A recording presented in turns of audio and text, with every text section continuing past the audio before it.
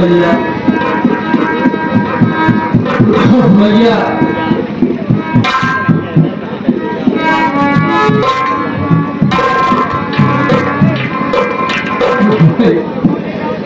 तुम्हारी बात हम पवन पुत्र बलवनवा परानवा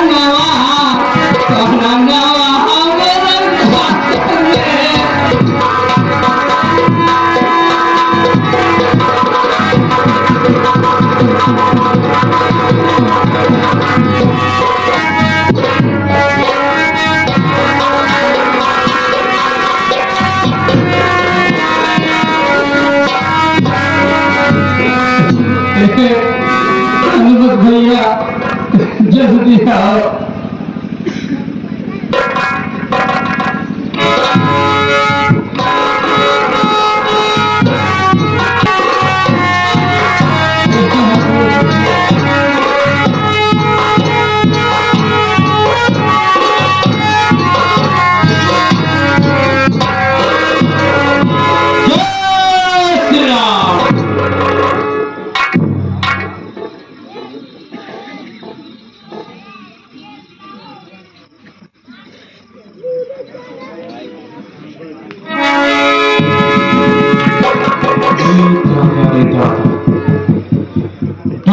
कहे रहे कि ड्यूटी लेके आया, ये तो बानर पूरा पहाड़ खा लिया है। ये खाते कहे कि मेरे बंदर के जाप इनके दिमाग में कितना होगा, ओम करुणा महाराज हमें कहें कि बांदर बहुत बुद्धिमान है, देख ली बुद्धि।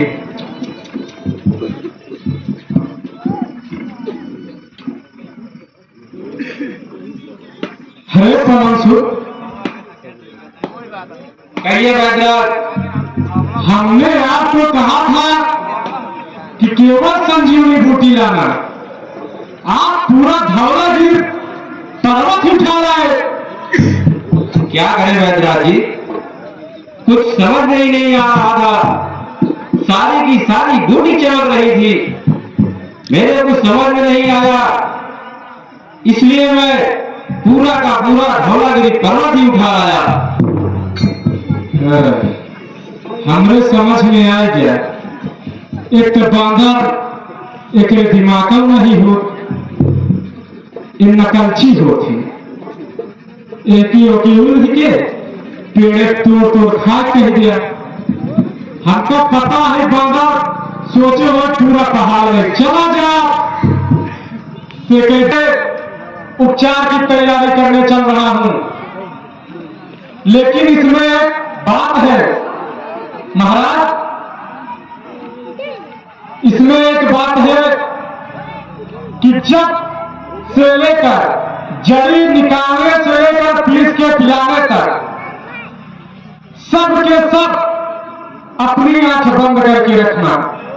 अगर किसी ने भी आंख खोला तो ये जड़ी काम नहीं करेगी और भैया के प्राण नहीं बच पाएंगे। हे बैद्यनाथ, आप इस बात के लिए निश्चिंत रहिए, आपके कथनानुसार हम सभी लोग अपनी आंख को बंद किए रहेंगे।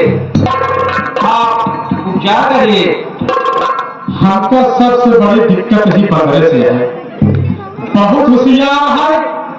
सोचा थो कि सही में आता है आंखें बंद करा तो जड़ी काम करे, युवा काम करे। ये तो हमारे दिमाग है, बांदर सोचे कि पहाड़ में चले एक जड़ी बूटी खत्म हो जाए। अब इसमें से हम कुछ दवाई चुरा दे गए, चुरा के ले जब लड़का बंदर उठा लिया, यहाँ देखा बहन को चुराए आखिर मुड़िया, तो सब कहो आखिर मुड़िया।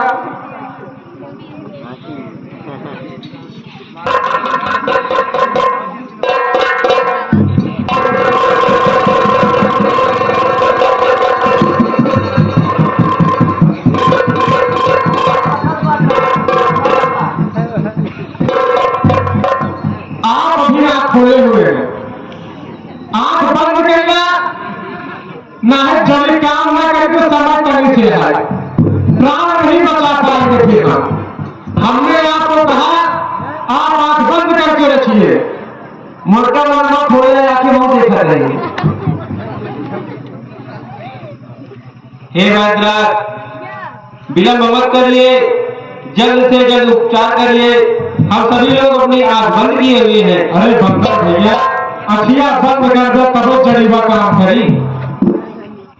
हम सभी अपनी आंख बंद किए हुए हैं, आप क्या करिए। एकदम कहेंगे तो सोच सोच, अब जब तक नहीं करूंगा तब तक आंखें मत खोलना।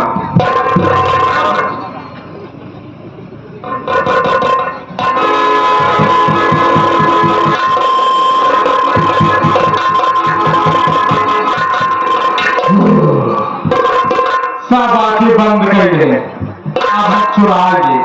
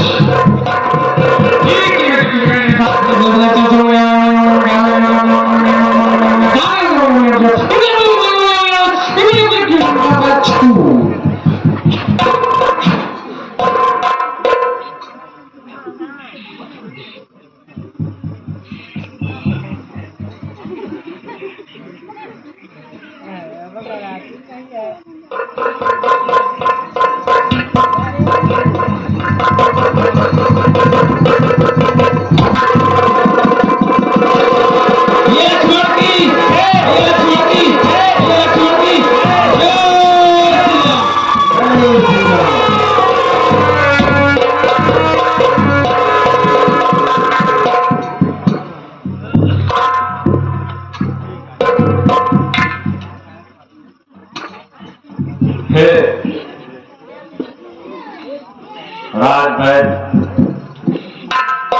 हमारा पूरा रामादल आपका ताउम्र आभारी रहेगा और आपने जिस प्रकार से लखनलाल का उपचार कर निर्माण करेगा और इतिहास के पन्नों में आपकी चर्चा एक सम्मानित व्यक्ति के रूप में होगी। पवन सुत हनुमान। हाँ हाँ महाराज, हमने अपना कर्तव्य निभा दिया और अब आप भी अपना कर्तव्य निभाइए। जिस तरह मुझे मेरे महल से यहाँ पर लाया गया उसी तरह सम्मान मुझे वहां पर पहुंचवा दीजिएगा। पवन सुत हनुमान। कहिए भक्तराज। वैधराज को ससम्मान बिना कष्ट दिए हुए इनके रंग महल तक इन्हें पहुंचा दिया जाए और यह कालो कान लंका वासियों को खबर ना होने पाए। ठीक है भक्तराज। महाराज कानो कान नहीं, हवा में भी पता ना चले कि मैं यहाँ पर आया था, वरना दतान मुझे मार डाले महाराज। आइए वैद्यराज जी, आप पूरे चलो। चलिए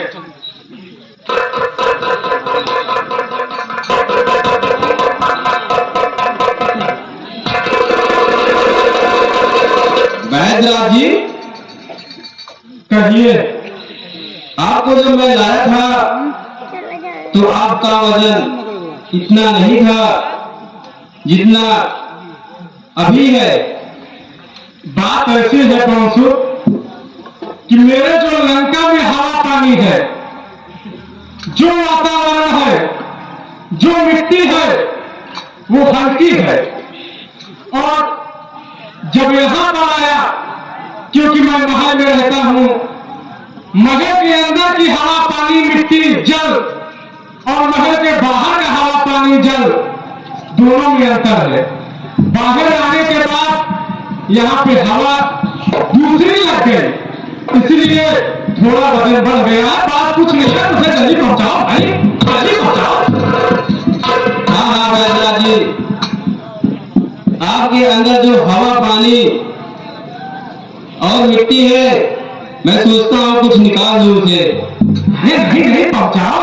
देखो, मैंने अपना काम कर दिया। तुम मुझे बहुत ही नटखट बंदा दिखाई देते हो।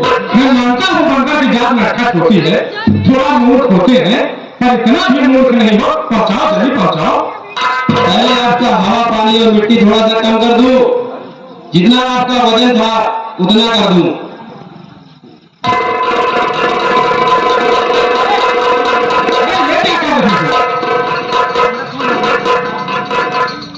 ये क्या है वैद्यराज जी?